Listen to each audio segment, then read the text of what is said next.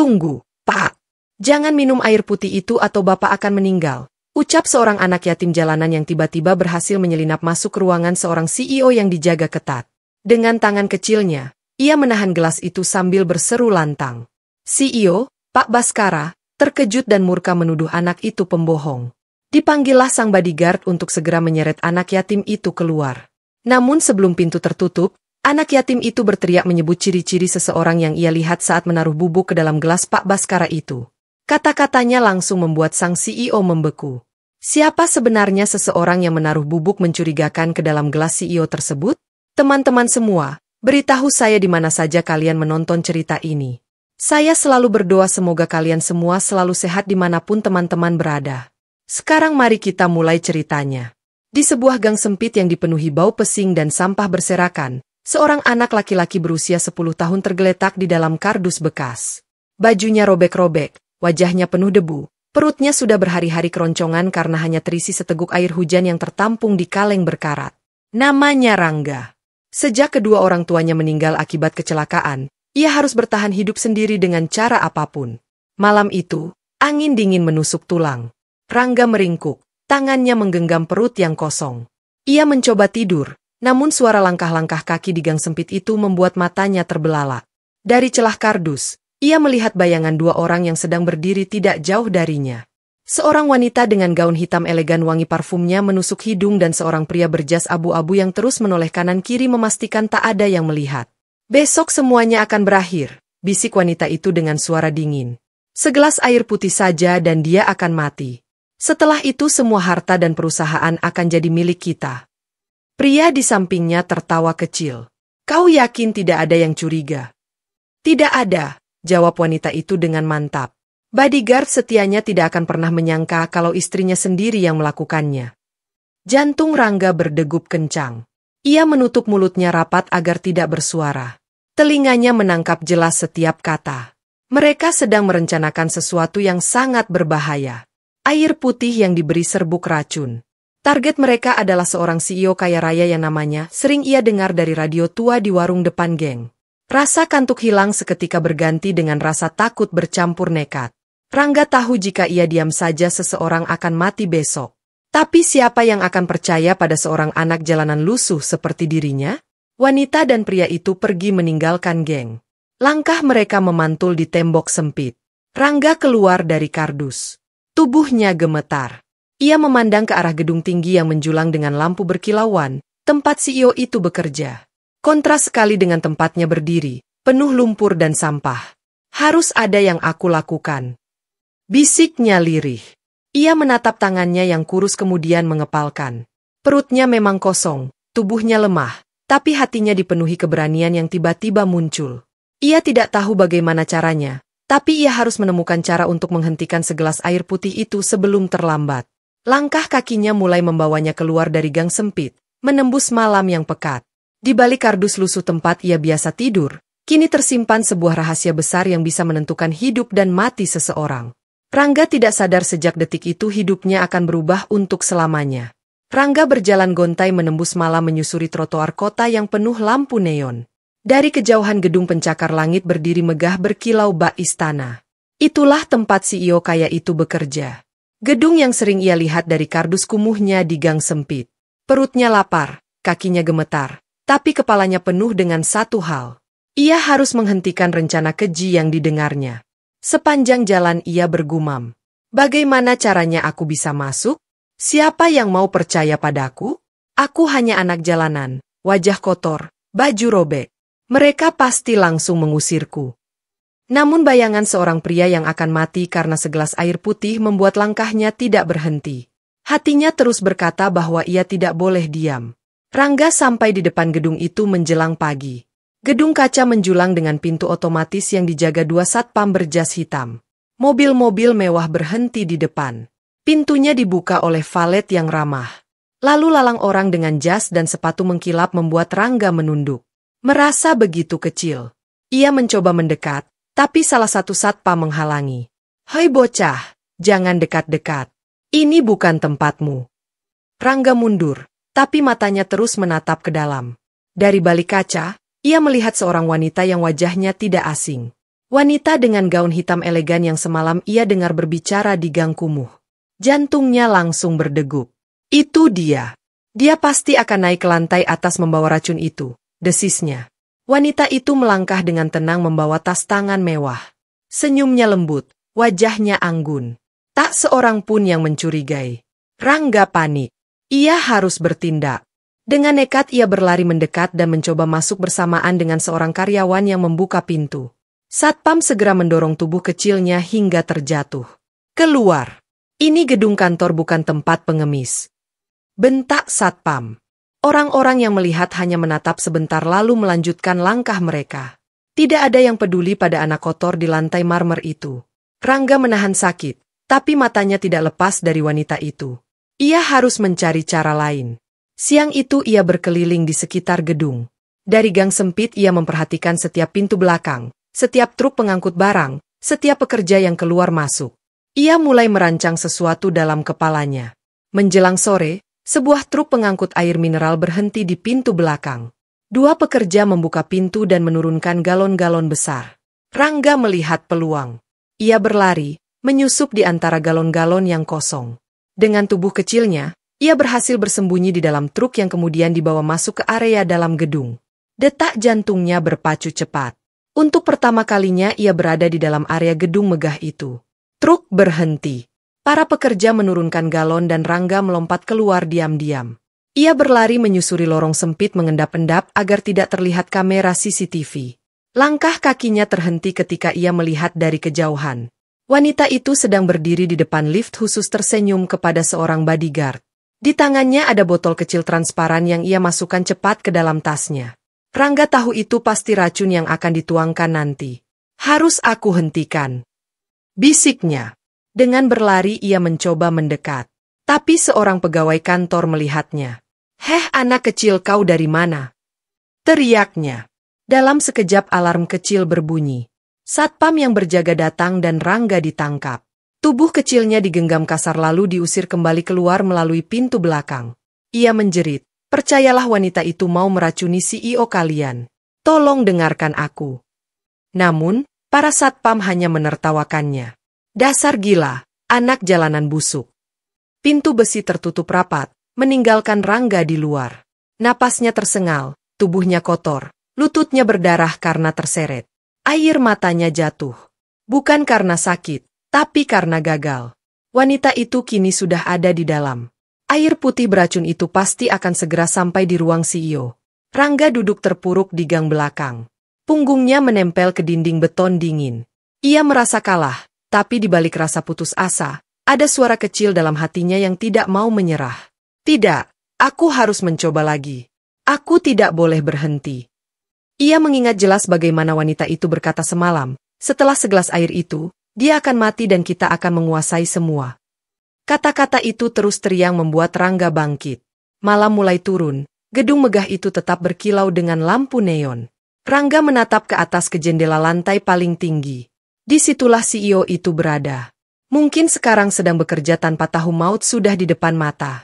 Bagaimanapun caranya, aku harus bisa sampai ke sana.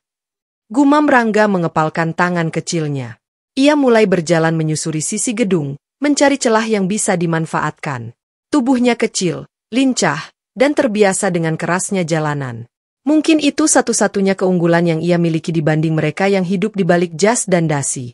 Rangga tahu esok hari akan menjadi hari penentu. Rencana pertamanya gagal, tapi ia masih punya kesempatan lain. Ia harus menemukan cara baru.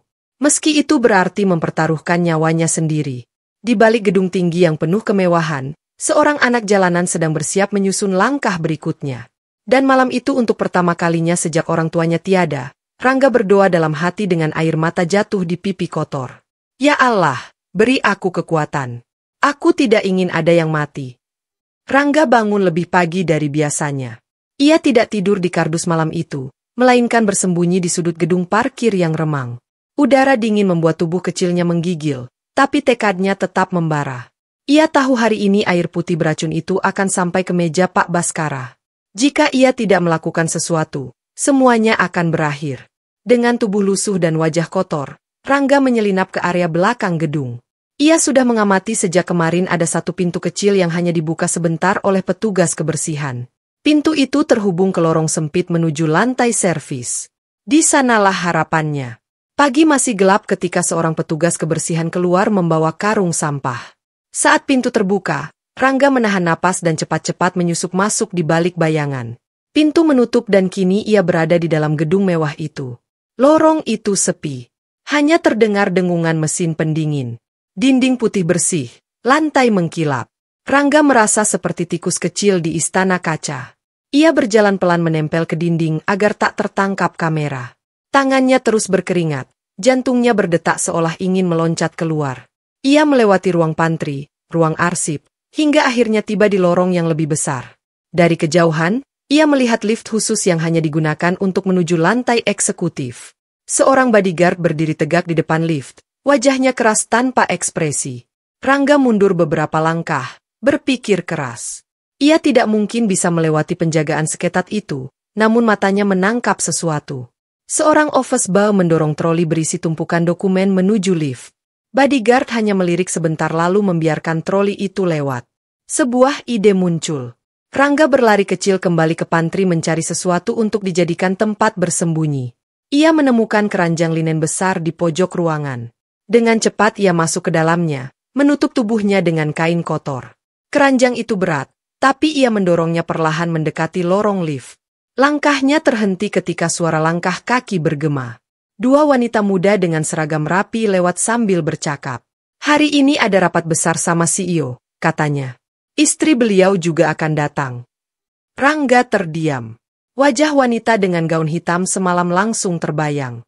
Ia menggertakkan gigi semakin yakin bahwa waktu semakin menipis. Akhirnya ia berhasil mendekat ke lift. Seorang pekerja lain melihat keranjang linen dan mengira itu bagian dari rutinitas. Letakkan saja di dalam, nanti diambil lagi. Kata pekerja itu sambil menekan tombol lift. Rangga menahan napas. Tubuhnya terhimpit kain. Bergerak naik. Setiap detiknya terasa seperti jarum yang menusuk. Keringat dingin mengalir di pelipisnya. Ia tahu jika ketahuan, ia bisa langsung diserahkan ke bodyguard dan tidak ada lagi kesempatan kedua. Tiba-tiba lift berhenti. Suara pintu terbuka terdengar. Lalu suara sepatu hak tinggi masuk. Aroma parfum mewah menusuk hidungnya. Rangga tahu betul itu aroma yang sama dengan yang ia cium semalam di gang kumuh. Wanita itu, Sofia, ada di sini.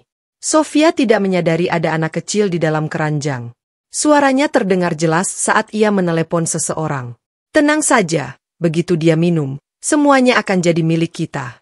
Kau hanya perlu menunggu. Rangga menutup mulutnya rapat-rapat. Tubuhnya bergetar. Hatinya ingin berteriak, tapi akalnya menahan. Belum saatnya ia harus sampai ke ruang CEO. Lift akhirnya sampai di lantai paling atas. Pintu terbuka, suara sepatu hak tinggi itu menjauh, lalu pintu tertutup kembali. Beberapa menit kemudian, keranjang linen didorong keluar oleh seorang office boy dan tanpa sengaja ditinggalkan di lorong panjang berkarpet tebal. Rangga mengintip perlahan. Lorong itu sepi. Dindingnya dihiasi lukisan mahal. Lampu gantung kristal berkilauan. Ia keluar pelan. Kakinya menapak di karpet empuk. Dari kejauhan terlihat pintu besar dengan tulisan, CEO Office. Jantungnya berdentum kencang. Itulah tujuan akhirnya. Namun, baru beberapa langkah ia berjalan, suara berat terdengar. Hei, siapa kau? Seorang bodyguard muncul dari sudut lorong, menatap tajam. Rangga panik. Ia berlari, tapi tubuh kecilnya dengan cepat terjepit di antara dinding dan tubuh besar sang bodyguard. Lengan kekar itu menarik kerah bajunya, mengangkatnya dari lantai. Berani sekali bocah jalanan masuk ke area ini, bentak bodyguard. Rangga meronta, kakinya menendang udara. Lepaskan. Aku harus bilang sesuatu. Itu penting, teriaknya. Namun bodyguard itu tidak peduli. Ia menyeret Rangga ke arah pintu keluar lorong. Saat itulah pintu besar ruang CEO terbuka. Dari dalam keluar wanita bergaun hitam, Sofia, dengan senyum anggun membawa nampan kecil dengan segelas air putih di atasnya. Rangga langsung menjerit sekuat tenaga. Jangan minum air itu beracun. Suasana mendadak hening. Sofia berhenti melangkah. Wajahnya berubah pucat. Bodyguard terkejut menoleh sebentar ke arah nampan itu. Dari balik pintu seorang pria muncul. Jas hitamnya rapi, wajahnya tampan, namun penuh wibawa. Dialah sang CEO, Pak Baskara. Ia menatap ke arah anak kecil yang sedang ditahan bodyguard. Alisnya berkerut, ekspresinya antara bingung dan marah. Siapa anak ini? Bagaimana dia bisa sampai di sini? Suara Pak Baskara bergema tegas. Sofia cepat-cepat mendekat, mencoba menutupi kegugupannya. Mungkin hanya anak liar yang nekat masuk. Sayang, aku akan urus dia keluar. Namun, Rangga menatap langsung ke mata Pak Baskara meski tubuhnya gemetar. Dengan suara serak, ia berteriak sekali lagi. Pak, jangan minum air itu. Tolong dengarkan aku. Detik itu juga suasana di lorong lantai atas berubah menegangkan. Suasana di lorong lantai tertinggi itu mendadak mencekam. Rangga masih terjepit dalam genggaman bodyguard. Wajahnya memerah karena napas yang terhimpit.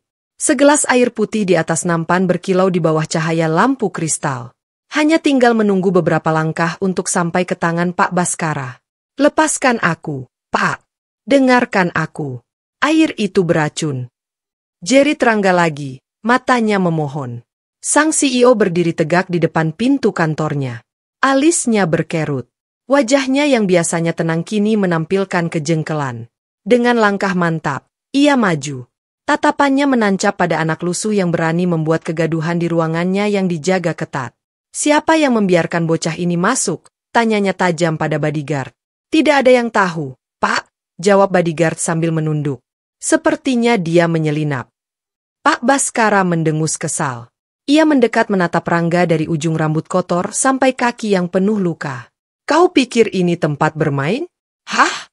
Bagaimana bisa seorang pengemis kecil masuk sejauh ini?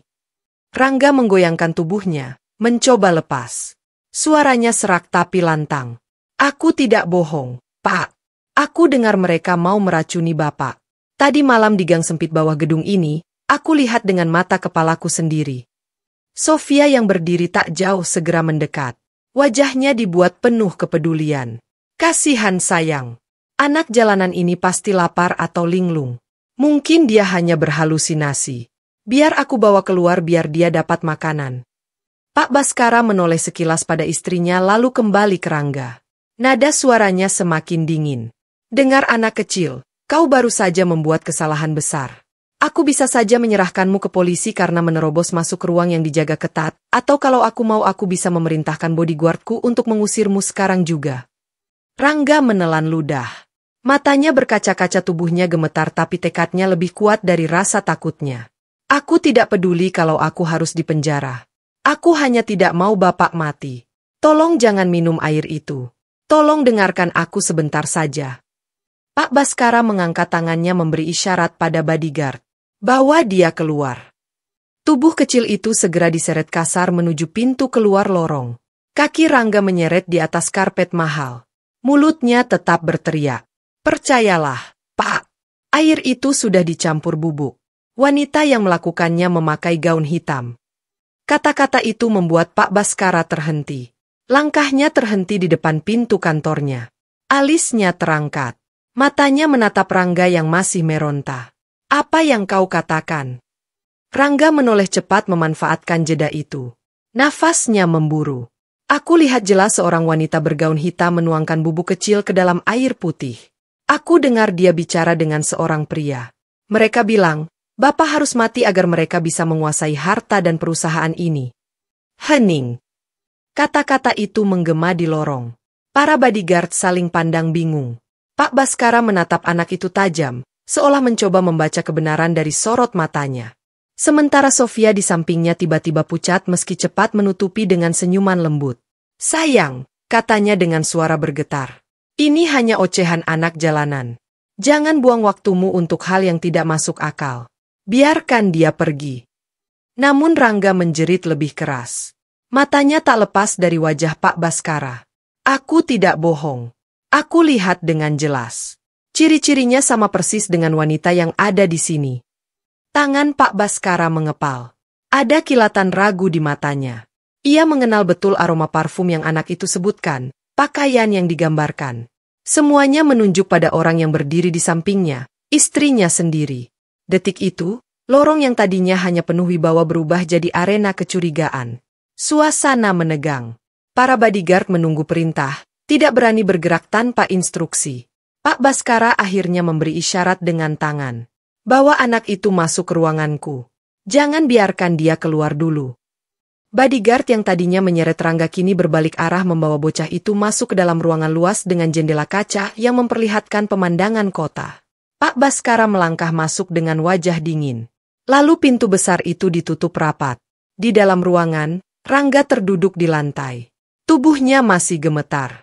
Pak Baskara berjalan mendekati meja kayu besar tempat segelas air putih diletakkan. Ia menatap lama gelas itu lalu menoleh ke arah Rangga. Bicara, katanya tegas.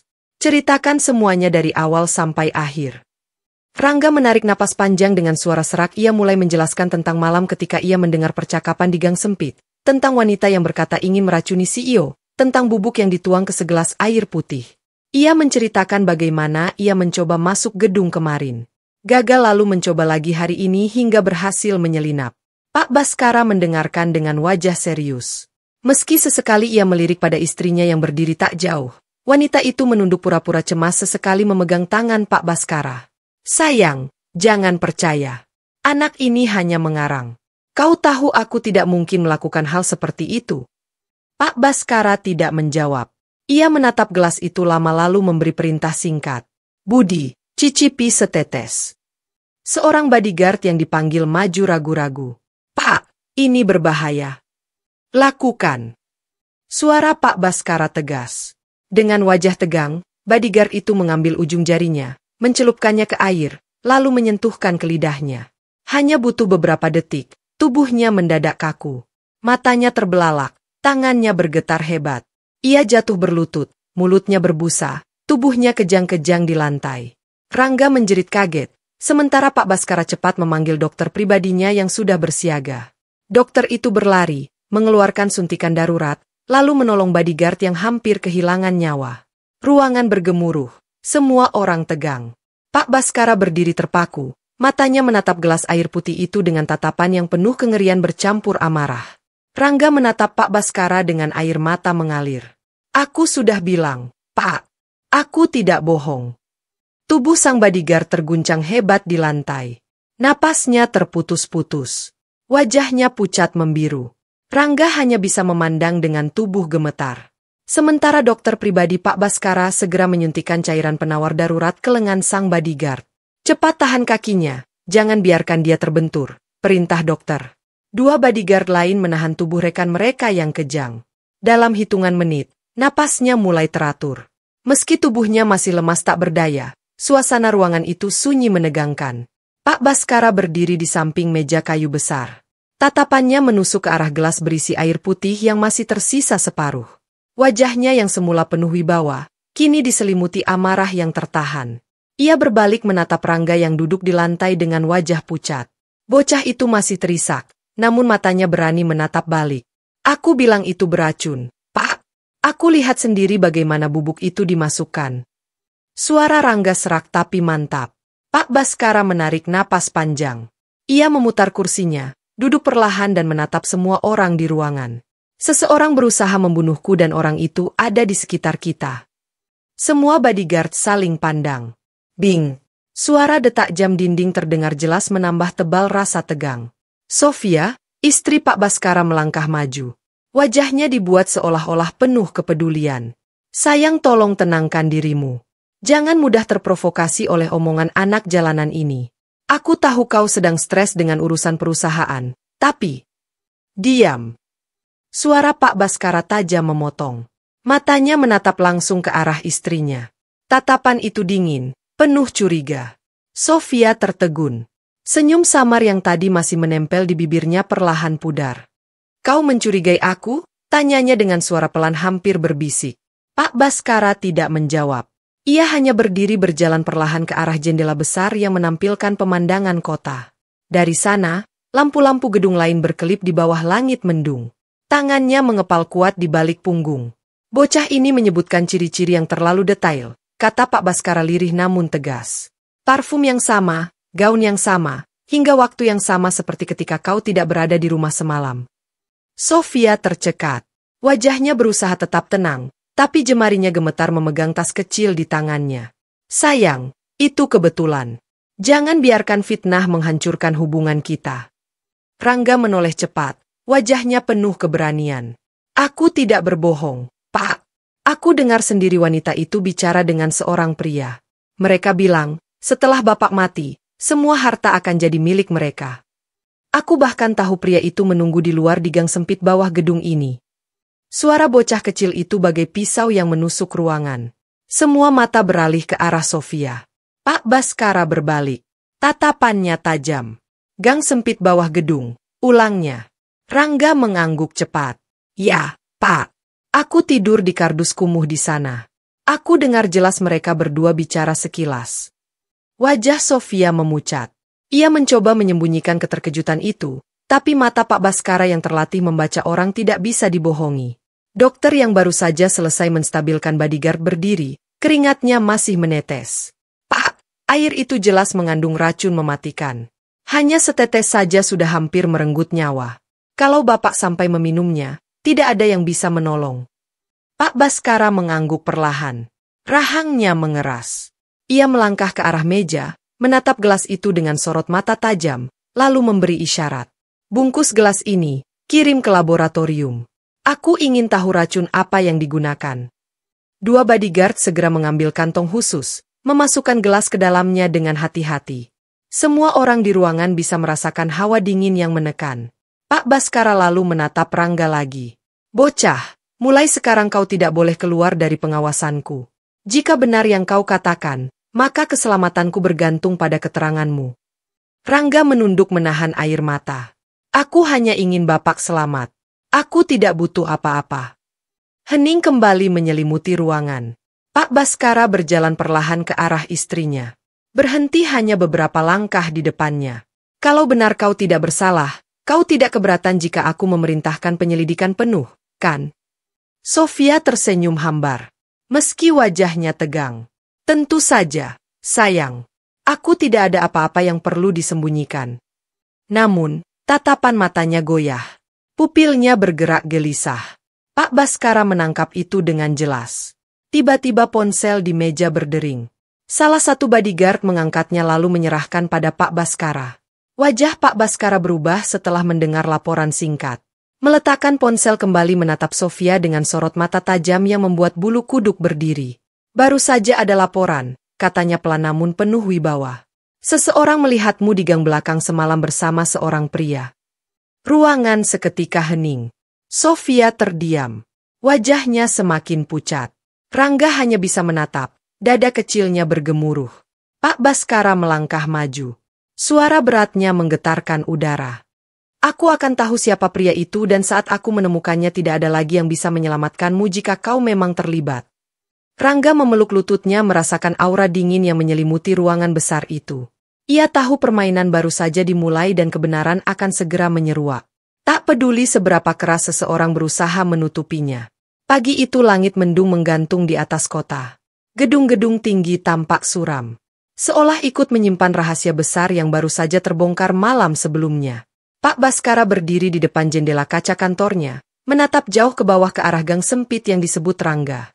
Wajahnya dingin, rahangnya mengeras, sorot matanya penuh kemarahan yang ditahan. Di kursi panjang dekat dinding, Rangga duduk dengan tangan kecil yang terus meremas ujung bajunya. Ia masih mengenakan pakaian lusuh penuh debu, tapi kini tubuhnya dijaga ketat oleh dua bodyguard yang berdiri di sisi kanan dan kiri. Bocah itu merasa canggung berada di ruangan yang dipenuhi kemewahan, meja marmer, kursi kulit, dan rak buku berisi laporan bisnis. Namun, hatinya tetap bertekad. Ia sudah melangkah terlalu jauh untuk berhenti. Bocah! Suara Pak Baskara tiba-tiba terdengar berat. Ia berbalik menatap lurus pada Rangga. Tunjukkan padaku tempat kau mendengar percakapan itu. Rangga menelan ludah lalu mengangguk. Baik, Pak. Tapi tempat itu kotor, sempit, dan bau. Apakah Bapak benar-benar ingin ke sana? Pak Baskara hanya diam sejenak kemudian memberi isyarat dengan tangannya. Kita pergi sekarang. Konvoi mobil hitam berhenti di ujung gang sempit. Warga sekitar hanya bisa melongo melihat deretan kendaraan mewah yang jarang sekali masuk ke wilayah mereka. Dari salah satu mobil, Pak Baskara turun dengan jas hitamnya. Ditemani 3 bodyguard dan dokter pribadi yang tetap siaga. Rangga berjalan di depan, menuntun mereka menuju gang kumuh. Tempat kardusnya biasa diletakkan. Bau pesing dan sampah menyambut. Air got mengalir keruh. Tikus-tikus berlari saat langkah kaki menghantam genangan. Rangga berhenti di sudut gang, menunjuk ke arah dinding kusam. Di sini, Pak. Tepat di sini aku berbaring malam itu. Aku dengar mereka berdiri di dekat tiang itu. Pak Baskara melangkah maju menatap sekitar dengan mata tajam. Lorong itu begitu sempit hanya cukup dilewati 2 orang dewasa berdampingan. Dindingnya penuh coretan cat pudar dan lampu jalan kecil di ujung gang berkelap-kelip redup. Rangga terus bercerita dengan detail. Wanita itu berdiri di sebelah sini, Pak. Tangannya membawa botol kecil transparan, sedangkan pria itu berdiri di sebelahnya pakai jas abu-abu dan terus melihat ke kanan kiri seperti takut ada yang melihat. Mereka bicara lirih, tapi aku mendengar jelas. Pak Baskara mendekat. Tangannya menyentuh dinding kasar yang lembab. Tatapannya dingin. Ia berbalik pada bodyguard. Cari tahu apakah ada kamera CCTV di sekitar sini. Aku ingin rekaman semalam. 2 bodyguard segera berlari keluar gang. Menyusuri tiang listrik dan toko-toko kecil di ujung jalan. Beberapa menit kemudian mereka kembali dengan wajah serius. Pak, ada 1 kamera dari toko kelontong yang menghadap ke arah gang. Rekamannya masih tersimpan. Pak Baskara mengangguk. Ambil sekarang. Rangga menatap Pak Baskara dengan rasa was-was. Pak, kalau rekaman itu ada berarti semua akan terlihat jelas. Wanita itu tidak bisa berbohong lagi. Namun sebelum Pak Baskara menjawab, suara teriakan terdengar dari ujung gang. Seorang pria tua penjual rokok menunjuk-nunjuk ke arah mereka. Tadi malam aku lihat ada 2 orang berdiri di sana. Mereka mencurigakan, bisik-bisik terus. 1 wanita cantik, satunya pria muda berjas. Aku tidak salah lihat. Pak Baskara menoleh tajam mendekati pria tua itu. Apa kau bisa mengenali mereka jika aku tunjukkan foto? Pria tua itu mengangguk mantap. Tentu aku masih ingat jelas wajahnya. Hati Rangga berdegup kencang. Kesaksiannya mulai mendapatkan penguat. Pak Baskara berdiri tegak. Ekspresinya semakin dingin. Ia tahu lingkaran kebenaran semakin mengarah ke 1 titik. Tak lama kemudian, bodyguard kembali membawa rekaman CCTV dari toko kelontong. Di layar ponsel, gambar samar terlihat. 2 sosok berdiri di gang sempit. Wanita bergaun hitam dengan rambut terurai rapi. Pria berjas abu-abu dengan gestur gelisah. Meski wajah tidak sepenuhnya jelas, bentuk tubuh dan gerakannya cukup dikenali. Rangga menunjuk layar itu dengan jari gemetar. Itu dia, Pak. Mereka berdua persis seperti yang aku lihat. Pak Baskara menatap layar lama, lalu memejamkan mata sejenak. Saat membuka, sorot matanya dingin, penuh keputusan. Ia berbalik ke arah mobil. Bawa bocah ini kembali ke gedung. Aku akan mulai menyelidiki dari dalam. Namun ketika mereka hendak berjalan keluar gang, sebuah bayangan bergerak cepat dari ujung jalan. Pria berjas abu-abu yang Rangga lihat semalam muncul sekilas. Matanya melebar saat melihat Pak Baskara bersama rombongan. Tanpa pikir panjang, ia berlari ke arah berlawanan, menyelinap ke keramaian pasar. Kejar dia, teriak Pak Baskara. 2 bodyguard segera berlari mengejar. Namun, gang sempit dan pasar padat membuat pria itu lolos. Hanya suaranya yang terdengar samar bercampur dengan riuh pedagang. Rangga menggenggam lengan Pak Baskara, wajahnya panik. Itu dia, Pak. Itu pria yang bersama wanita itu semalam. Dia kabur. Pak Baskara menatap jauh ke arah kerumunan. Rahangnya mengeras. Dia tidak akan bisa lari lama. Aku punya cara untuk menemukan dia. Mereka kembali ke mobil dengan langkah berat.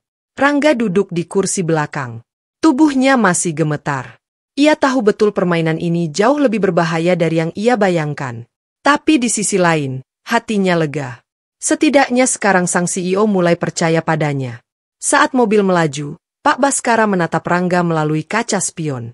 Bocah, kau sudah menarikku ke dalam badai besar dan kau harus ikut sampai akhir. Rangga menelan ludah. Ia menunduk menggenggam tangannya sendiri. Aku tidak takut, Pak. Aku hanya ingin Bapak selamat. Di luar kota yang berisik tak menyadari bahwa di dalam mobil hitam itu, 2 dunia berbeda sedang bertabrakan. Dunia seorang anak yatim lusuh yang biasa tidur di kardus. Dan dunia seorang CEO kaya yang hampir saja terbunuh oleh pengkhianatan. Dan badai besar baru saja dimulai.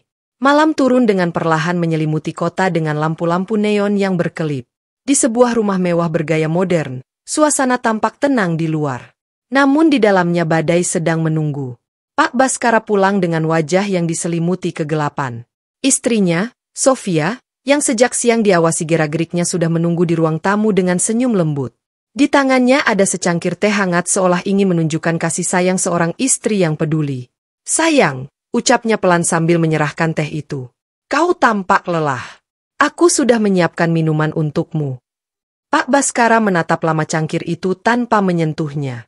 Di balik sorot matanya berkecamuk perasaan marah dan curiga. Namun bibirnya menahan hanya mengangguk singkat. Terima kasih.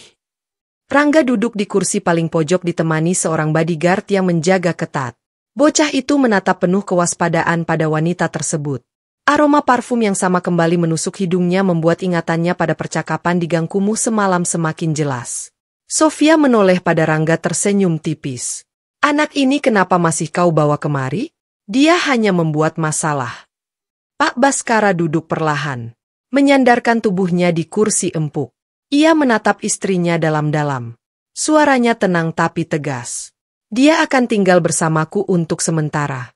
Aku ingin dia berada di bawah pengawasanku. Sofia tertegun sejenak tapi segera menutupi dengan tawa kecil. Sayang, jangan bercanda. Apa urusan seorang anak jalanan dengan kita? Urusannya. Pak Baskara berhenti sejenak lalu menatap tajam. Adalah nyawaku. Ruangan seketika hening. Senyum di wajah Sofia perlahan memudar. Meski ia masih berusaha menampilkan wajah yang tenang, Rangga menunduk, tapi ia bisa merasakan hawa tegang yang memenuhi udara. Pak Baskara mengangkat cangkir teh yang diberikan istrinya. Ia menatap cairan hangat itu lama lalu berkata, aneh sekali, kenapa aku jadi sulit percaya pada sesuatu yang sederhana, bahkan hanya segelas minuman dari tanganku sendiri.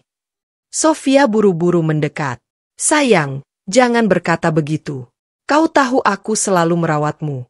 Jangan biarkan fitnah merusak rumah tangga kita. Pak Baskara tersenyum tipis, namun senyum itu dingin.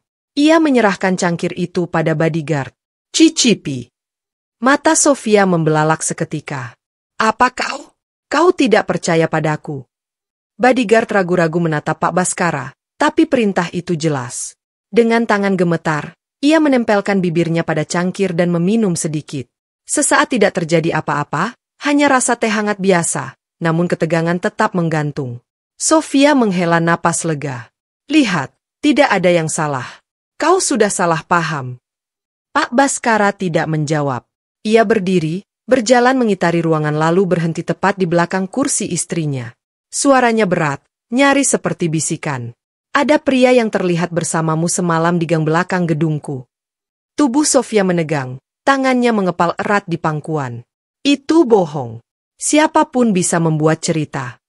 Rangga tiba-tiba bersuara meski dengan nada gemetar. Aku lihat jelas, Bu. Kau berdiri di sana dengan pria berjas abu-abu. Kalian bicara tentang racun. Sofia berbalik cepat menatap tajam ke arah Rangga. Senyum manisnya hilang berganti tatapan menusuk. Dasar anak miskin, berani sekali kau memfitnahku. Bodyguard di samping Rangga refleks melangkah maju. Tapi Pak Baskara mengangkat tangan memberi isyarat untuk diam. Ia berjalan perlahan ke depan istrinya, menatap mata wanita itu lekat-lekat. Kalau memang tidak bersalah, ucap Pak Baskara dengan nada datar. Kenapa wajahmu begitu ketakutan? Sofia terkatup bibirnya bergetar. Namun ia memaksa diri tersenyum kembali. Aku hanya sakit hati karena kau lebih percaya pada anak jalanan daripada istrimu sendiri. Pak Baskara menatapnya lama lalu akhirnya berbalik. Mulai malam ini aku ingin setiap langkahmu diawasi. Aku akan tahu apakah kau berkata jujur atau hanya berpura-pura. Sofia membeku di kursinya. Wajahnya pucat namun matanya menyala penuh kebencian. Terutama ketika menatap Rangga. Bocah itu bisa merasakan tajamnya tatapan itu. Menusuk hingga ke jantung. Malam semakin larut. Rangga berbaring di kamar tamu kecil ditemani seorang bodyguard yang berjaga di depan pintu. Namun ia tidak bisa tidur. Bayangan wajah Sofia terus menghantui pikirannya. Ia tahu jika wanita itu benar-benar bersalah, maka bahaya masih mengintai. Di kamar utama, Pak Baskara duduk sendirian di kursinya. Matanya menatap kosong ke jendela. Pikirannya kacau. Bagaimana mungkin wanita yang ia percaya yang selama ini tidur di ranjang yang sama bisa jadi orang yang berencana menghabisi nyawanya? Tangannya menggenggam ponsel. Ia memanggil salah satu penyelidik pribadinya. Cari pria berjas abu-abu itu. Apapun caranya, temukan dia. Aku ingin tahu siapa dia sebenarnya. Di ujung telepon, suara tegas menjawab. Baik, Pak. Kami akan mulai malam ini juga. Pak Baskara menutup telepon lalu bersandar menutup mata sejenak. Namun ketenangan tidak datang. Hatinya seperti disayat. Sementara itu di kamar tamu, Rangga menggenggam perutnya yang kosong. Ia tidak peduli rasa laparnya. Yang ia pikirkan hanyalah satu hal. Bagaimana caranya agar besok kebenaran bisa terungkap sepenuhnya tanpa ada lagi yang bisa bersembunyi di balik senyum palsu? Fajar baru saja menyingsing ketika deru mobil hitam berhenti di depan rumah mewah milik sang CEO. Dari dalam mobil keluar dua orang penyelidik pribadi dengan wajah serius. Mereka membawa sebuah map coklat tebal. Langkah mereka tergesa menuju ruang kerja. Pak Baskara sudah menunggu sejak subuh. Duduk di kursi besar dengan wajah letih. Namun sorot mata tajam. Di sudut ruangan, Rangga duduk di kursi kecil dengan tangan menggenggam erat berusaha menahan rasa lapar yang sejak semalam tidak terisi. Pak, kami menemukan sesuatu, ujar salah satu penyelidik sambil membuka map. Di dalamnya ada beberapa lembar foto hasil kamera jalanan. Salah satu foto menampilkan sosok pria berjas abu-abu sedang keluar dari sebuah bar kecil di kawasan kota lama. Wajahnya terlihat jelas. Seorang pria dengan tatapan licik dan senyum sinis. Rangga langsung berseru, itu dia. Itu pria yang bersamanya malam itu. Pak Baskara menatap foto itu lama. Rahangnya mengeras. Siapa dia? Penyelidik membuka lembar berikutnya. Namanya Rizky Pratama, umur 34 tahun. Catatan kami menunjukkan dia pernah menjadi karyawan di salah satu anak perusahaan Bapak, tapi dipecat 2 tahun lalu karena kasus penggelapan dana. Sejak itu dia menghilang namun belakangan muncul lagi. Sering terlihat di bar mewah, hidup dengan uang yang tidak jelas sumbernya. Pak Baskara mengepalkan tangan, jadi dia menyimpan dendam. Rangga memandang Pak Baskara dengan wajah serius. Pak, aku dengar sendiri dia bilang setelah Bapak mati, semua harta akan jadi milik mereka. Itu berarti dia tidak hanya ingin balas dendam, tapi juga ingin menguasai perusahaan. Penyelidik mengangguk. Kami juga mendapat informasi bahwa Rizky sering terlihat bersama seorang wanita. Wanita itu selalu menyamar dengan pakaian berbeda. Tapi ciri fisiknya mirip dengan. Ia berhenti sejenak, ragu melanjutkan. Maksudmu mirip dengan siapa? Potong Pak Baskara tajam. Penyelidik menunduk. Mirip dengan ibu. Ruangan seketika sunyi. Rangga menelan ludah. Hatinya berdegup kencang. Pak Baskara menatap lurus pada foto Rizky, namun pikirannya jelas terguncang. Kenyataan yang selama ini ia tolak kini semakin nyata di depan mata. Tiba-tiba pintu ruangan berderi terbaku. Sofia masuk dengan wajah tenang mengenakan gaun tidur elegan. Senyumnya lembut seperti biasa. Sayang, kau sudah bangun sejak pagi. Apa yang sedang kalian bicarakan? Rangga menegang. Tubuhnya kaku. Ia merasa hawa dingin menyelimuti ruangan. Pak Baskara menutup map perlahan lalu menatap istrinya. Aku hanya membicarakan urusan perusahaan. Sofia berjalan mendekat, tangannya mengelus bahu suaminya. Kau terlalu keras pada dirimu sendiri. Kau butuh istirahat, bukan menumpuk beban. Namun mata Pak Baskara tidak menatapnya.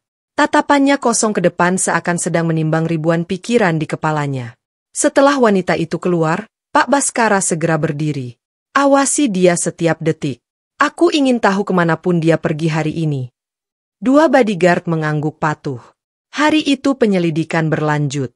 Rangga ikut dalam mobil bersama Pak Baskara dan penyelidik menuju kawasan kota lama tempat Rizky terakhir terlihat. Mobil berhenti di depan bar kecil dengan papan nama Kusam. Bau alkohol menyengat keluar dari pintu kayu yang berderit. Mereka masuk. Ruangan itu sepi. Hanya ada bartender tua yang sedang membersihkan gelas. Pak Baskara mendekat dengan langkah mantap. Aku mencari Rizky Pratama. Bartender menoleh sekilas lalu tertawa kecil. Ah, Rizky. Dia sering datang ke sini. Duduk di pojok, minum whisky murah, tapi gayanya selalu seperti orang penting. Tadi malam dia di sini bersama seorang wanita cantik. Pak Baskara menegang. Wanita itu siapa? Bartender mengangkat bahu. Entahlah, tapi dia tampak mesra. Duduk berdekatan, sering berbisik. Dari cara mereka saling menatap, jelas mereka bukan sekadar teman. Rangga merinding. Ia berbisik, itu pasti istrimu, Pak. Pak Baskara mengepalkan tangan begitu keras hingga buku-bukunya memutih. Ia segera memberi isyarat pada penyelidik untuk melanjutkan pencarian. Tak lama, salah satu penyelidik kembali dengan informasi baru. Pak, kami menemukan apartemen yang sering dikunjungi Rizky. Ada laporan warga sekitar bahwa seorang wanita dengan mobil mewah sering datang ke sana. Pak Baskara berdiri kaku, wajahnya membeku. Ia tahu hanya ada sedikit wanita dengan mobil mewah yang cocok dengan ciri itu. Malam itu mereka mengatur penyergapan. Mobil hitam berhenti tidak jauh dari apartemen yang disebutkan. Lampu-lampu kota berkelip. Namun suasana di dalam mobil begitu tegang. Pak Baskara duduk di kursi depan Rangga di belakang bersama seorang bodyguard. Bocah itu tak henti-hentinya menggenggam tangannya sendiri berusaha mengusir rasa takut. Pak, suara Rangga pelan. Apa Bapak yakin ingin melihatnya sendiri? Pak Baskara menoleh sebentar. Tatapannya dingin. Aku harus. Kalau benar dia, aku harus mendengarnya dengan telingaku sendiri. Jam menunjukkan pukul 9 ketika sebuah mobil mewah berhenti di depan apartemen. Dari dalam keluar seorang wanita dengan mantel panjang. Wajahnya sebagian tertutup. Ia melangkah cepat masuk ke gedung. Pak Baskara menatap pemandangan itu dengan dada bergemuruh. Itu dia. Beberapa menit kemudian dari balik jendela apartemen lantai 3, bayangan dua orang terlihat jelas. Mereka berdiri berdekatan lalu saling berpelukan. Napas Pak Baskara tercekat. Ia menggenggam erat sandaran kursi. Matanya merah menahan amarah. Ia tidak butuh bukti lebih banyak lagi. Namun ia menahan diri. Kita tidak akan menyerbu sekarang. Biarkan mereka merasa aman. Besok aku akan membuat mereka sendiri yang mengaku. Rangga menatap Pak Baskara dengan kagum dan takut sekaligus. Bagaimana caranya, Pak? Pak Baskara menoleh ke arahnya. Senyum tipis penuh rahasia muncul di bibirnya. Dengan jebakan yang tidak bisa mereka hindari. Pagi itu, suasana gedung perusahaan terasa berbeda. Dari luar, para karyawan tetap sibuk dengan rutinitas mereka. Masuk membawa berkas, keluar dengan wajah terburu-buru. Namun di lantai teratas, sesuatu sedang dipersiapkan dengan sangat hati-hati. Pak Baskara duduk di balik meja kayu besar dengan wajah dingin. Di hadapannya, beberapa bodyguard berdiri tegak, sementara penyelidik pribadinya menyerahkan sebuah berkas tebal. Di sudut ruangan, Rangga duduk dengan wajah serius. Matanya mengikuti setiap gerakan orang dewasa di sekitarnya. Semua sudah siap? Tanya Pak Baskara dengan suara berat. Penyelidik mengangguk. Ya, Pak. Kamera tersembunyi sudah dipasang di ruang rapat pribadi. Mikrofon pun sudah aktif. Begitu target masuk, semua percakapan akan terekam jelas. Pak Baskara menatap ke arah jendela besar yang memperlihatkan kota dengan lalu lintas sibuk. Hari ini aku akan tahu siapa sebenarnya orang-orang yang ingin mengambil nyawaku. Rangga menelan ludah. Tubuhnya gemetar kecil. Ia merasa seolah ikut dalam permainan besar yang jauh di luar kemampuannya. Namun di dalam hatinya, ia tahu dirinya sudah menjadi bagian dari perjalanan ini sejak pertama kali mendengar percakapan di gang kumuh. Jam menunjukkan pukul 10 pagi ketika pintu ruang kerja Pak Baskara terbaku. Sofia masuk dengan langkah anggun. Wajahnya lembut, senyumnya tipis seolah tidak terjadi apa-apa. Sayang, ucapnya. Aku dengar kau ingin rapat pribadi denganku. Pak Baskara mengangguk pelan. Ya, duduklah. Sofia duduk dengan tenang menyilangkan kaki. Tangannya menaruh tas kecil di pangkuan. Matanya menatap penuh kelembutan. Meski sorot itu bagi Pak Baskara kini terasa palsu. Belakangan aku merasa banyak yang aneh, ujar Pak Baskara dengan nada datar. Air minumku beracun. Ada pria misterius yang muncul di sekitar kantorku. Aku ingin tahu, apakah kau tahu sesuatu tentang itu? Sofia tersenyum tipis lalu tertawa kecil. Sayang, apakah kau benar-benar percaya pada omongan seorang anak jalanan? Kau membiarkan bocah lusuh itu meracuni pikiranmu. Rangga yang duduk di pojok menunduk. Wajahnya memerah. Tapi Pak Baskara mengangkat tangannya memberi isyarat agar bocah itu tenang. Tatapannya tak lepas dari istrinya. Aku hanya ingin mendengar dari mulutmu sendiri. Katakan, apakah kau mengenal pria bernama Rizky Pratama? Seketika wajah Sofia menegang meski ia cepat-cepat menutupi dengan senyum. Aku tidak tahu siapa dia. Kenapa aku harus mengenalnya? Pak Baskara bersandar di kursinya menatap lama. Aneh. Karena aku punya saksi yang melihatmu bersama dia, dan aku punya rekaman yang menunjukkan kau berada di gang belakang gedungku bersamanya. Sofia tersentak namun segera tertawa sinis. Rekaman bisa dipalsukan, saksi bisa dibayar. Kau benar-benar tidak percaya pada istrimu sendiri. Suasana semakin menegang. Pak Baskara berdiri berjalan pelan ke arah meja kecil di samping ruangan. Di sana sudah disiapkan segelas air putih. Ia mengambil gelas itu lalu menatap istrinya dalam. Kalau begitu minumlah ini. Buktikan kalau aku salah. Sofia mematung. Matanya membelalak, bibirnya bergetar. Tangannya mengepal erat di pangkuan, tapi tubuhnya tak bergerak. Rangga menahan napas. Jantungnya berdentum kencang. Ia tahu ini adalah jebakan yang disiapkan Pak Baskara. Sofia akhirnya berdiri mencoba tersenyum. Sayang, aku tidak perlu membuktikan apa-apa. Kau seharusnya sudah mengenalku. Ia berbalik melangkah menuju pintu. Kalau kau tidak percaya lagi, mungkin kita tidak perlu. Pintu tiba-tiba terbuka. Dua bodyguard masuk sambil menyeret seorang pria berjas abu-abu. Rizky dengan wajah panik meronta namun tak berdaya. Lepaskan aku. Kalian tidak tahu apa yang kalian lakukan. Teriaknya. Pak Baskara menoleh tajam. Bawa dia ke sini. Rizky dijatuhkan di lantai, wajahnya penuh keringat. Matanya bertemu dengan mata Sofia. Lalu ia membeku. Seluruh ruangan hening, semua menunggu. Pak Baskara menatap istrinya dengan tatapan menusuk. Masih mau bilang kau tidak mengenalnya? Sofia terdiam. Tubuhnya kaku. Rizky memandangnya dengan panik. Katakan sesuatu. Jangan biarkan mereka. Diam. Bentak Pak Baskara. Suaranya menggema memenuhi ruangan. Rangga menutup mulutnya rapat-rapat. Tubuhnya gemetar. Ia tahu saat ini kebenaran tinggal sejengkal lagi terungkap. Pak Baskara melangkah mendekati istrinya. Wajahnya dingin, suaranya berat. Hari ini aku ingin dengar dari mulutmu siapa kau sebenarnya dan apa rencanamu dengan pria ini. Sofia menunduk. Bahunya bergetar. Untuk pertama kalinya ia kehilangan kendali atas dirinya. Suasana ruangan semakin mencekam. Udara seolah berhenti bergerak. Dan di tengah ketegangan itu, Rangga berbisik lirih. Hanya terdengar oleh dirinya sendiri. Ini saatnya semua akan terbongkar. Ruangan luas di lantai teratas itu kini berubah menjadi panggung kebenaran. Pak Baskara berdiri tegak di dekat meja kayu besar. Wajahnya keras seperti batu. Di hadapannya, Sofia terdiam kaku. Sementara Rizky berjas abu-abu berlutut di lantai dengan tangan terikat. Wajahnya penuh keringat. Rangga duduk di kursi pojok. Tubuh kecilnya bergetar. Matanya menatap tanpa berkedip. Seakan takut melewatkan satu detik pun dari adegan menegangkan itu. Bicaralah. Suara Pak Baskara terdengar dingin. Aku ingin mendengar dari mulut kalian berdua. Apa tujuan kalian sebenarnya?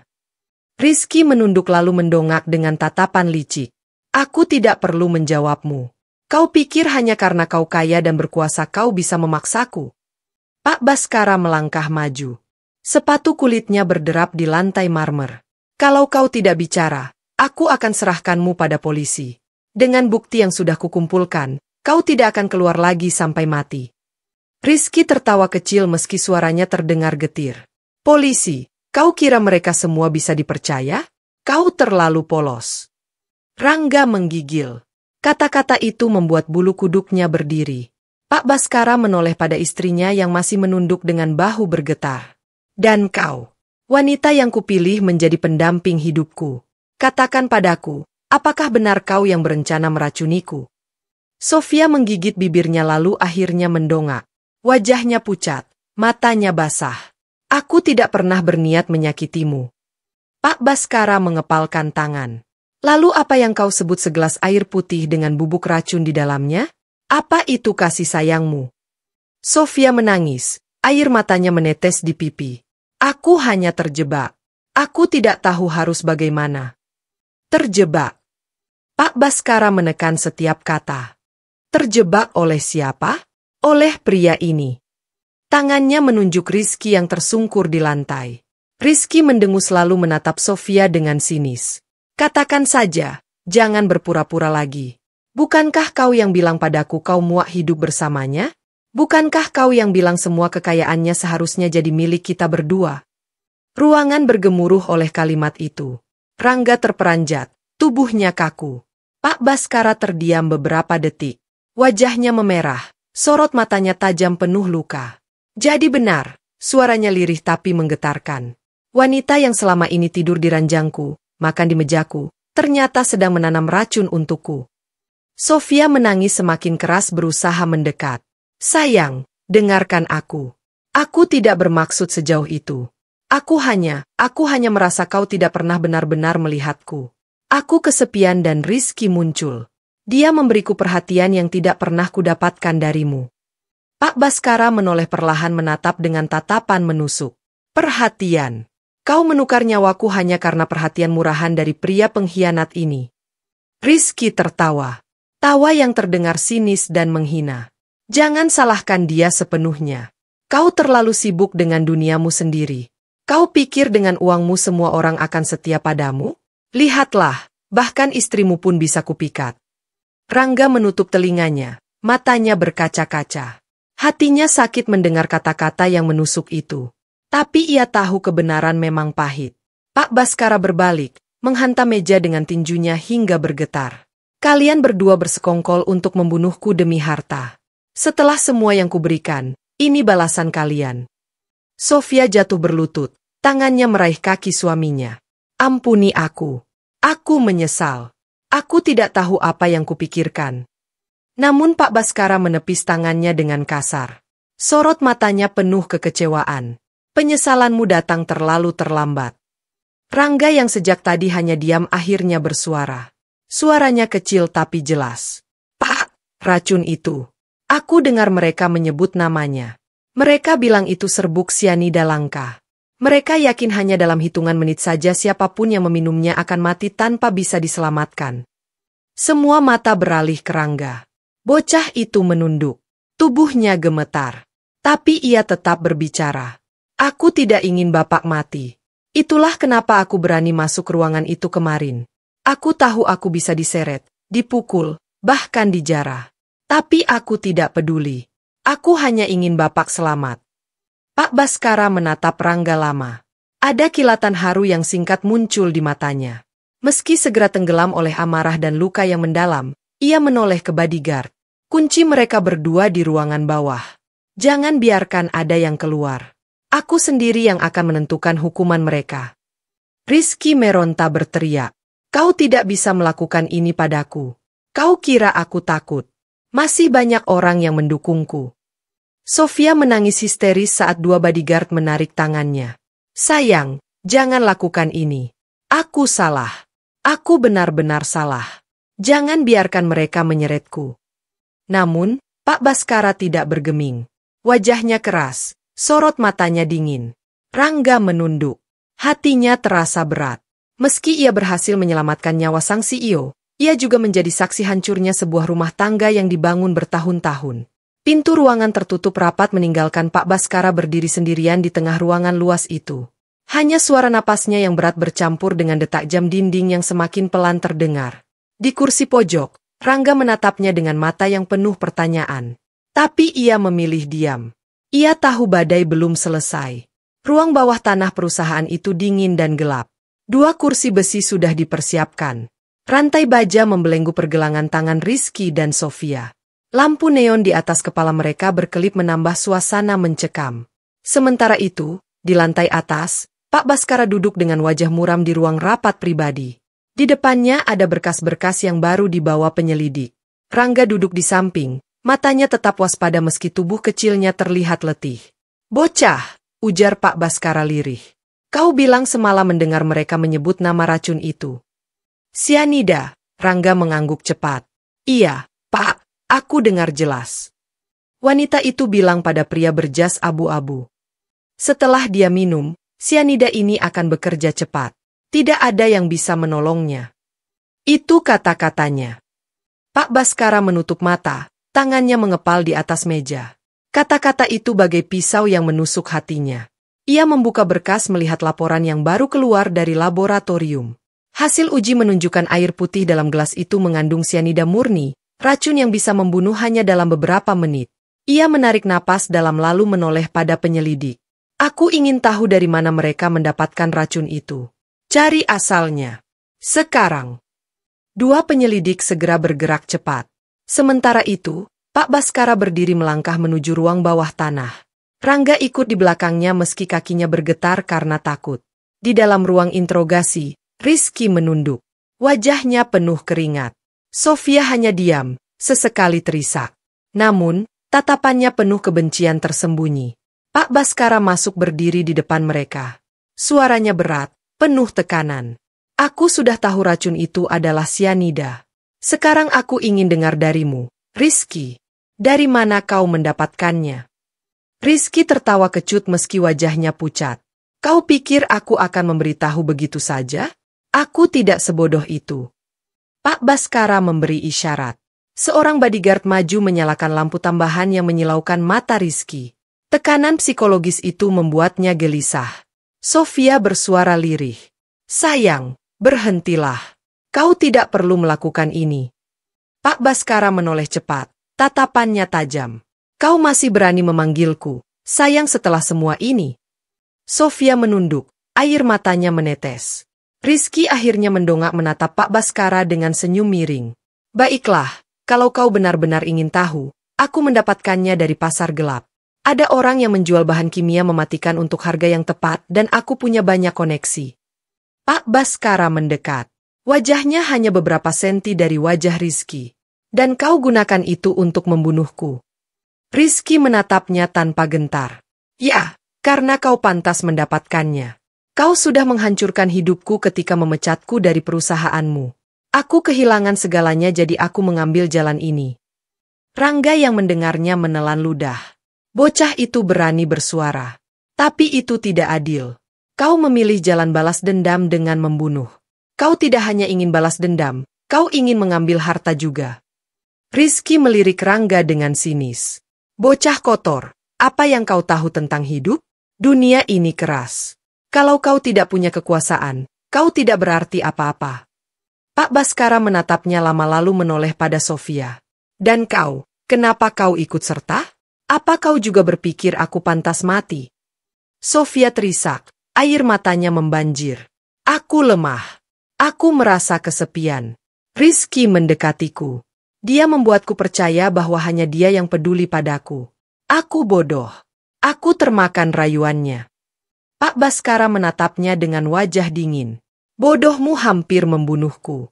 Dan itu bukan sekadar kebodohan, itu pengkhianatan.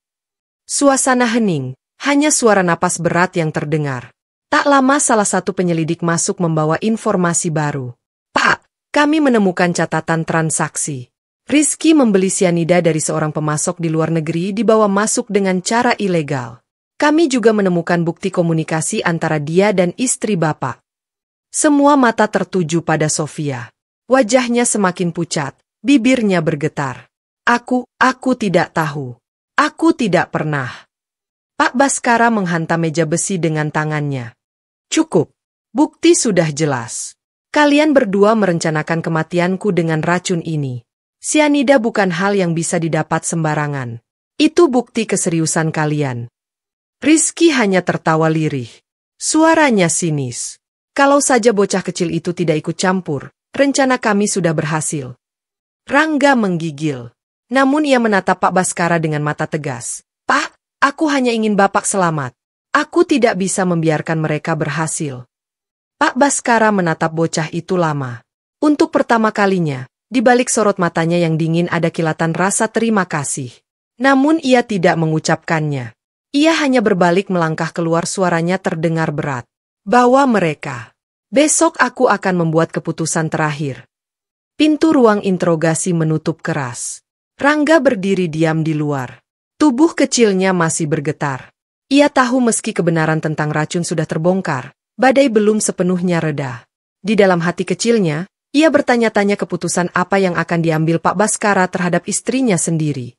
Malam itu, kantor besar milik sang CEO terasa begitu sunyi. Semua karyawan sudah pulang, hanya lampu di lantai atas yang masih menyala.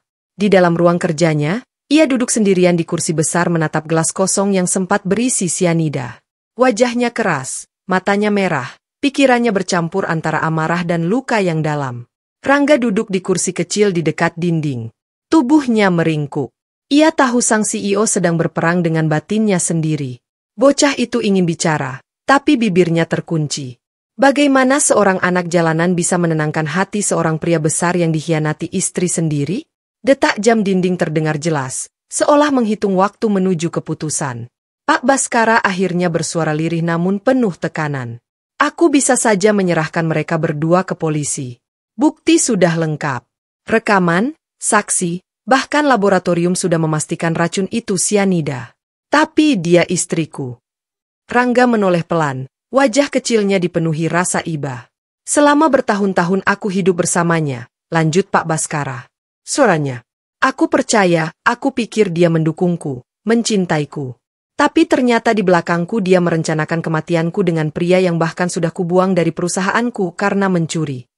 Ia berdiri berjalan pelan ke arah jendela besar. Kota di bawahnya berkilauan, tapi hatinya gelap. Bagaimana aku bisa menjelaskan ini pada diriku sendiri? Bagaimana aku bisa menelan kenyataan bahwa orang yang tidur di ranjangku ternyata ingin aku mati? Rangga akhirnya memberanikan diri. Pak, saya tidak tahu banyak soal cinta orang dewasa. Saya hanya anak jalanan.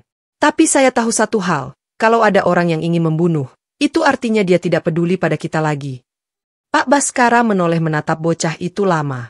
Mata Rangga berkilat meski tubuhnya gemetar. Saya tidak punya siapa-siapa, Pak. Orang tua saya sudah meninggal. Saya sering kelaparan. Tidur di kardus dilupakan orang. Tapi kalau saya punya orang yang benar-benar saya sayangi, saya tidak akan pernah tega menyakitinya. Tidak dengan cara apapun. Kata-kata polos itu menusuk jantung Pak Baskara. Ia terdiam menatap bocah itu dengan perasaan bercampur aduk. Pintu ruang kerja terbuka. Penyelidik masuk membawa laporan terbaru. Pak, semua berkas sudah kami siapkan. Polisi siap menerima 2 tersangka kapan saja. Kami hanya menunggu perintah Bapak. Pak Baskara mengangguk pelan. Baik, besok pagi kita serahkan mereka. Namun setelah penyelidik pergi, ia kembali duduk. Wajahnya tenggelam di kedua tangannya. Ada getar di suaranya saat ia bergumam. Tapi apa aku benar-benar sanggup menyerahkan wanita yang pernah kupanggil istriku sendiri? Rangga melangkah pelan mendekat. Bocah itu berdiri di samping kursi besar. Suaranya lirih tapi penuh tekad. Pak, kadang orang yang paling kita sayang bisa jadi orang yang paling menyakiti. Tapi kalau kita biarkan, mereka bisa melukai lebih banyak orang. Termasuk Bapak. Pak Baskara menatap bocah itu. Ada kilatan emosi di matanya. Untuk pertama kalinya ia merasa ada seseorang yang berbicara jujur padanya tanpa kepentingan apapun. Malam itu berlalu dengan berat. Pak Baskara akhirnya tertidur sebentar di kursinya, sementara Rangga terlelap di sofa dengan tubuh kecil yang meringkuk. Keesokan paginya semua sudah dipersiapkan. Di ruang bawah tanah, Rizky dan Sofia duduk dengan wajah lelah. Rantai masih membelenggu tangan mereka. Rizky tampak gelisah sementara Sofia menunduk. Matanya sembab karena tangis semalaman. Pak Baskara masuk dengan langkah mantap diikuti bodyguard dan Rangga. Semua mata tertuju padanya. Rizky langsung bersuara mencoba bernegosiasi. Kalau kau lepaskan aku bisa pastikan aku tidak akan kembali mengganggumu. Aku akan pergi jauh. Kita bisa pura-pura tidak pernah saling mengenal. Pak Baskara menatapnya dingin. Kau sudah mencoba membunuhku. Tidak ada jalan kembali. Sofia akhirnya angkat bicara. Air matanya jatuh lagi. Sayang, dengarkan aku. Aku salah. Aku mengaku. Tapi aku melakukannya karena aku merasa kau tidak pernah ada untukku. Aku kesepian. Aku merasa kosong. Rizky hanya celah di hatiku yang hampa. Pak Baskara mendekat, wajahnya tegang. Celah di hatimu hampir membuatku mati. Apakah itu cukup untuk kau sebut alasan? Sofia menangis histeris. Aku mohon jangan serahkan aku ke polisi. Aku istrimu. Apa kau benar-benar akan menghancurkan hidupku? Hening menyelimuti ruangan. Semua menunggu. Pak Baskara menatap istrinya lama. Matanya bergetar. Di balik kemarahannya ada luka yang begitu dalam. Namun akhirnya ia menarik napas berat lalu berkata, "Aku sudah tidak punya istri lagi sejak kau memilih racun itu. Mulai detik ini kau hanya seorang pengkhianat bagiku." Sofia terisak keras, tubuhnya gemetar. Rizky menunduk, wajahnya penuh kepanikan. Pak Baskara memberi isyarat pada bodyguard. Bawa mereka. Polisi menunggu. Pintu besi terbuka. Langkah berat terdengar. Rangga menatap semua itu dengan campuran lega dan ngeri. Bocah itu tahu keputusan yang diambil Pak Baskara bukan sekadar menyerahkan dua orang ke hukum, tapi juga memutus tali yang dulu pernah ia sebut cinta. Dan di balik itu, badai yang lebih besar mungkin masih menunggu. Pagi itu, halaman kantor polisi dipenuhi suasana yang tak biasa. Dua mobil hitam berhenti di depan. Pintunya dibuka oleh bodyguard bertubuh kekar. Dari dalam, Rizky diturunkan dengan tangan terikat. Wajahnya penuh keringat dan amarah. Tak jauh darinya, Sofia berjalan tertunduk. Tangannya juga dibelenggu rantai besi. Rambutnya berantakan, wajahnya sembab karena tangis. Warga sekitar yang kebetulan melihat berbisik-bisik, mereka tak percaya bahwa wanita elegan yang sering tampil di acara sosial kini digiring masuk layaknya penjahat. Pak Baskara turun terakhir berdiri tegap dengan jas hitamnya. Wajahnya dingin, matanya menatap lurus ke arah pintu kantor polisi. Di sampingnya, Rangga berjalan dengan langkah kecil. Wajahnya penuh cemas.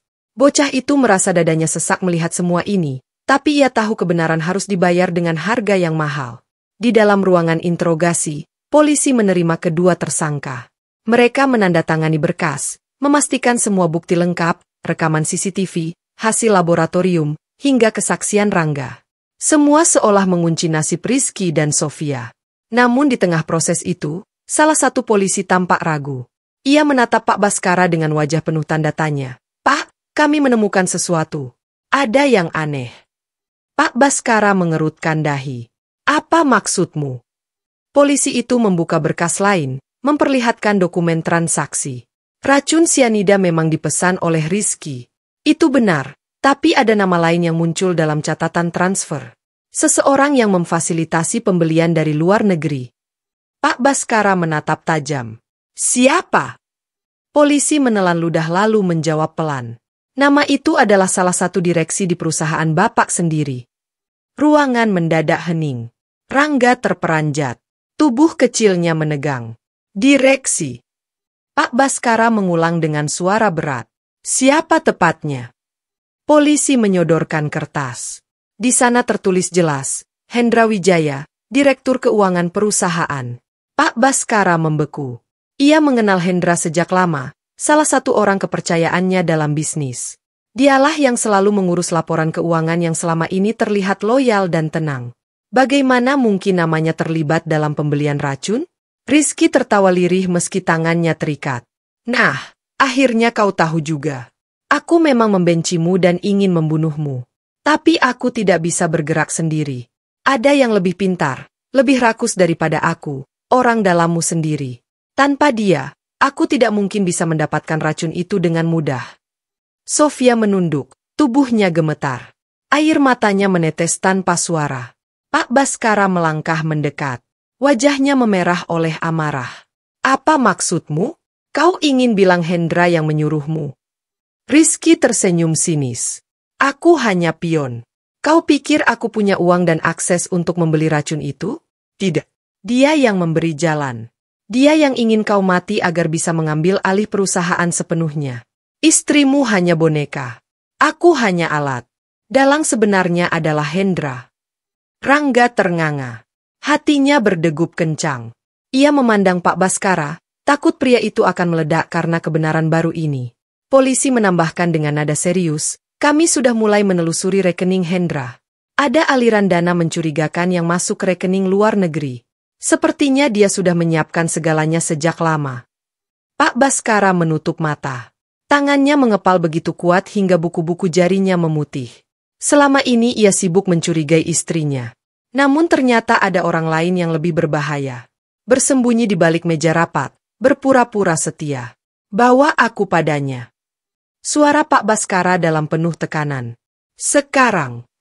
Namun polisi menunduk, wajahnya berubah serius. Pak, kami tidak bisa. Pak Baskara menatap tajam. Kenapa? Karena Hendra sudah menghilang sejak tadi malam. Semua asetnya kosong. Rumahnya ditinggalkan, mobilnya hilang. Sepertinya dia sudah tahu dirinya akan terbongkar. Ruangan bergemuruh oleh kabar itu. Rizky hanya tertawa keras meski wajahnya babak belur. Kau lihat? Dalang sebenarnya selalu lebih licik. Kau sibuk menangkapku sementara dia sudah kabur dengan rapi. Pak Baskara menghantam meja interogasi dengan tinjunya. Tidak mungkin dia bisa lari jauh. Aku akan menemukannya. Rangga menatap Pak Baskara dengan mata berkaca-kaca. Ia tahu badai ini belum selesai. Justru semakin besar. Pak Baskara berjalan keluar dari ruangan dengan langkah cepat. Tubuhnya dipenuhi amarah. Di koridor kantor polisi yang dingin, ia berhenti sejenak menatap kota dari jendela besar. Hendra, berani sekali kau bermain api denganku. Rangga berdiri di sampingnya, suaranya lirih. Pak, apa yang akan kita lakukan sekarang? Pak Baskara menoleh pada bocah itu. Sorot matanya tajam tapi penuh tekad. Kita akan berburu. Dan kali ini tidak ada yang bisa bersembunyi. Udara di koridor terasa menegang. Di luar matahari sudah naik tinggi. Tapi di dalam hati mereka kegelapan baru saja dimulai. Sore itu, udara kota terasa pengap. Lalu lintas padat, suara klakson bersaut-sautan. Namun di dalam sebuah ruang rapat khusus, suasana jauh lebih tegang. Pak Baskara berdiri di depan papan besar berisi peta. Jarinya menelusuri garis jalan tol yang memanjang keluar kota. Rangga duduk di kursi kecil dengan mata lelah. Namun wajahnya masih penuh tekad. Hendra tidak akan kabur sembarangan, kata Pak Baskara dengan suara berat. Dia terlalu pintar. Kalau dia meninggalkan rumah dan kantor tanpa jejak, itu berarti dia sudah merencanakan pelarian ini jauh-jauh hari. Penyelidik pribadi mengangguk. Kami melacak sinyal ponselnya. Tadi pagi sempat aktif sebentar di rest area tol menuju timur. Setelah itu hilang lagi. Sepertinya dia menggunakan ponsel cadangan hanya untuk mengirim sinyal palsu. Pak Baskara menatap peta lagi. Tidak. Hendra selalu berhati-hati. Dia pasti punya tempat persembunyian yang sudah ia siapkan. Cari properti atas nama orang lain, tapi dibiayai olehnya. Mulai dari pinggiran kota, villa, gudang, apa saja. Rangga mengangkat tangan kecilnya ragu. Pak, boleh saya bilang sesuatu? Pak Baskara menoleh sedikit kaget dengan keberanian bocah itu. Apa? Rangga menelan ludah lalu berkata pelan. Orang yang ingin bersembunyi biasanya tidak akan lari jauh dulu. Dia akan mencari tempat yang sepi tapi cukup dekat untuk melihat situasi. Mungkin dia ada di kota kecil yang tidak terlalu ramai atau desa di pinggir hutan. Tempat yang orang jarang peduli. Ruangan hening. Semua mata menatap bocah itu. Pak Baskara perlahan tersenyum tipis meski matanya tetap tajam. Kau benar. Kadang yang terlihat polos justru yang paling masuk akal. Ia menoleh pada penyelidik. Mulai sisir daerah pinggiran dalam radius 100 km. Periksa villa, rumah sewa, gudang lama. Aku yakin dia ada di sana. Malam itu, konvoi mobil hitam meluncur keluar kota. Lampu jalan berganti pepohonan gelap. Udara kota berubah jadi dingin pegunungan. Rangga duduk di kursi belakang. Tubuhnya meringkuk, tapi matanya tetap terjaga. Ia tahu perjalanan ini bukan sekadar pengejaran, tapi juga pertaruhan hidup. Beberapa jam kemudian, salah satu penyelidik mendapat kabar lewat radio komunikasi. Pak, kami menemukan villa terpencil di lereng bukit. Nama pemiliknya orang asing. Tapi setelah dicek, dana pembeliannya berasal dari rekening Hendra. Pak Baskara menajamkan mata. Ke sana. Mobil berbelok ke jalan kecil berbatu, menanjak perlahan. Di kejauhan, cahaya redup tampak dari sebuah bangunan tua bergaya villa. Halaman depannya kosong, hanya ada satu mobil yang diparkir tanpa plat nomor. Dia ada di sana, ujar Pak Baskara. Bodyguard bersiap dengan senjata. Rangga menatap villa itu dengan napas memburu. Tubuh kecilnya gemetar, tapi matanya penuh tekad. Mereka bergerak mendekat. Langkah-langkah kaki di tanah berkerikil terdengar jelas. Angin malam berhembus membuat dedaunan bergoyang seakan memberi peringatan. Tiba-tiba suara pintu terbaku dari dalam villa. Seorang pria muncul. Wajahnya terlihat jelas di bawah cahaya lampu luar. Hendra. Mantel gelap menutupi tubuhnya. Wajahnya dingin, matanya penuh kesombongan. Jadi, kalian benar-benar datang mencariku. Katanya dengan nada tenang namun menusuk. Pak Baskara melangkah maju, suaranya berat. Kau tidak akan bisa lari lagi, Hendra. Aku sudah tahu semua permainanmu. Kau yang menyediakan racun, kau yang menarik Rizky dan Sofia. Hendra tersenyum tipis. Kau memang pintar, tapi terlalu lambat. Kalau bocah jalanan itu tidak ikut campur, kau sudah mati sekarang. Aku sudah menyiapkan semuanya dengan rapi. Perusahaan itu seharusnya sudah jadi milikku. Rangga menegang. Tubuhnya kaku mendengar kata-kata itu. Ia menatap Pak Baskara dengan mata besar. Hatinya berdegup kencang. Pak Baskara mengepalkan tangan. Kau mengkhianatiku. Setelah semua yang kuberikan, kau masih tega menikamku dari belakang. Hendra tertawa lirih. Suaranya dingin. Aku bekerja di bawahmu bertahun-tahun, menyusun laporan, mengatur keuangan. Aku yang tahu semua rahasia perusahaanmu. Tapi apa yang kudapat? Hanya jadi orang kedua. Aku tidak dilahirkan untuk menjadi bayanganmu. Aku dilahirkan untuk menjadi pemilik. Suasana semakin tegang. Bodyguard sudah mengangkat senjata, tapi Hendra mengangkat tangannya. Kalau kalian menembakku sekarang, kalian tidak akan pernah tahu di mana aku menyimpan dokumen-dokumen penting perusahaan. Aku masih memegang kendali atas sesuatu yang tidak kalian ketahui. Pak Baskara menatapnya dengan tatapan menusuk. Apa maksudmu? Hendra menyeringai. Ada rahasia besar yang bahkan kau tidak tahu tentang perusahaannya sendiri. Dan hanya aku yang bisa membukanya. Rangga menggenggam tangannya erat. Rasa takut bercampur penasaran memenuhi dadanya. Ia bisa merasakan apapun yang dimaksud Hendra bukan hal kecil. Angin malam bertiup kencang membuat pintu villa berderit. Semua orang menahan napas menunggu kata-kata selanjutnya. Hendra menatap Pak Baskara tajam. Suaranya rendah namun jelas. Kalau kau ingin tahu rahasia itu, kau harus membawaku keluar dari sini hidup-hidup. Udara malam di lereng bukit semakin dingin. Lampu villa tua itu berkelip samar, menciptakan bayangan panjang di tanah berbatu. Hendra berdiri dengan dada tegak. Meski dikepung bodyguard bersenjata, wajahnya penuh kesombongan, senyumnya sinis. Pak Baskara menatapnya dengan sorot mata tajam. Rangga bersembunyi di balik kursi panjang luar villa. Tubuh kecilnya gemetar, tapi matanya tidak lepas dari Hendra. Ia tahu inilah detik-detik terakhir permainan mematikan itu. Rahasia apa yang kau maksud? Tanya Pak Baskara dengan suara berat. Hendra menyeringai. Selama ini kau kira perusahaanmu berdiri di atas kerja kerasmu sendiri? Tidak, kawan. Aku yang menyusun. Aku yang menyembunyikan data.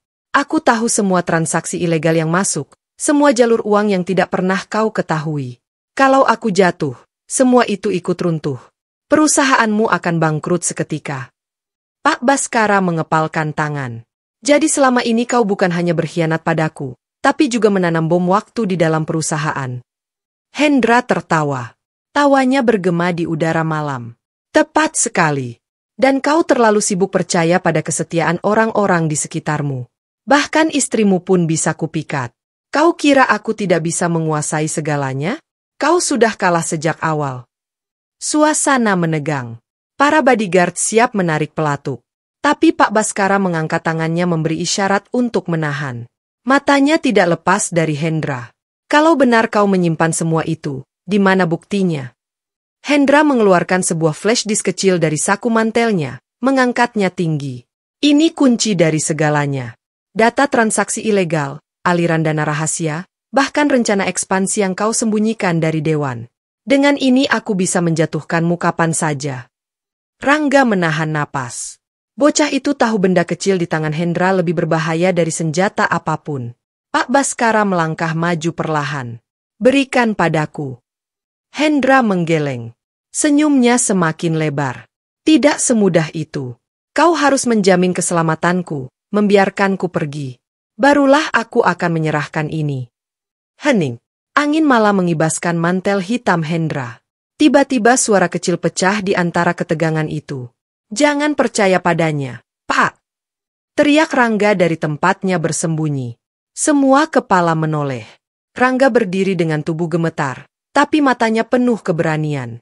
Aku dengar dia bicara semalam, Pak. Dia tidak pernah berniat menyerahkan apapun. Kalau Bapak biarkan dia pergi, dia akan menggunakan itu untuk menghancurkan Bapak lebih cepat. Hendra mendengus menatap bocah itu dengan tatapan penuh benci. Bocah sialan. Lagi-lagi kau merusak rencanaku. Pak Baskara menatap Hendra lebih tajam kemudian memberi isyarat pada bodyguard. Tangkap dia. Hidup-hidup. Bodyguard bergerak cepat melompat ke arah Hendra. Pria itu berusaha melawan, meronta, bahkan mencoba kabur ke dalam villa. Namun, jumlah bodyguard terlalu banyak. Dalam hitungan detik, Hendra berhasil ditumbangkan. Tangannya diborgol kuat. Flash disk terlepas dari genggamannya, meluncur jatuh ke tanah. Rangga yang paling dekat segera berlari, memungutnya dengan tangan kecilnya, lalu menyerahkannya ke Pak Baskara dengan napas memburu. Ini, Pak, katanya dengan suara lirih. Pak Baskara menerima flash disk itu, menatap lama benda kecil tersebut. Sorot matanya penuh amarah sekaligus rasa lega. Ia menoleh ke arah Hendra yang kini tersungkur di tanah. Wajahnya dipenuhi debu. Permainanmu selesai, Hendra. Kau akan membayar semua pengkhianatanmu. Hendra menatap Pak Baskara dengan tatapan penuh kebencian, tapi tidak lagi punya daya. Rangga berdiri di samping Pak Baskara, matanya basah. Bocah kecil itu tak pernah menyangka dirinya yang dulu tidur di kardus kumuh kini berdiri di tengah drama besar yang menentukan hidup dan mati orang-orang berkuasa. Pak Baskara menepuk bahu bocah itu perlahan. Kalau bukan karena kau, aku sudah mati sejak lama. Kau mungkin tidak punya siapa-siapa, tapi mulai sekarang kau punya aku. Air mata Rangga jatuh, tubuhnya bergetar. Untuk pertama kalinya sejak lama, ia merasa tidak sendirian. Malam itu, Hendra dibawa dengan mobil polisi yang dipanggil khusus. Suara sirene meraung di lereng bukit memecah kesunyian. Pak Baskara berdiri tegap menatap langit malam yang gelap lalu berbalik menatap Rangga. Mulai besok, katanya dengan suara dalam, hidupmu akan berubah. Kau bukan lagi anak jalanan yang tidur di kardus. Kau sudah menyelamatkan nyawaku dan aku tidak akan pernah melupakan itu. Rangga menunduk menangis haru. Terima kasih, Pak. Udara malam yang dingin seolah berubah hangat. Rahasia besar sudah terungkap. Pengkhianatan telah dipatahkan dan seorang anak yatim kecil menjadi saksi sekaligus pahlawan dalam kisah besar ini. Di balik luka yang ditinggalkan lahirlah ikatan baru. Sebuah janji antara bocah lusuh dan seorang pria yang hampir mati oleh racun dalam segelas air putih.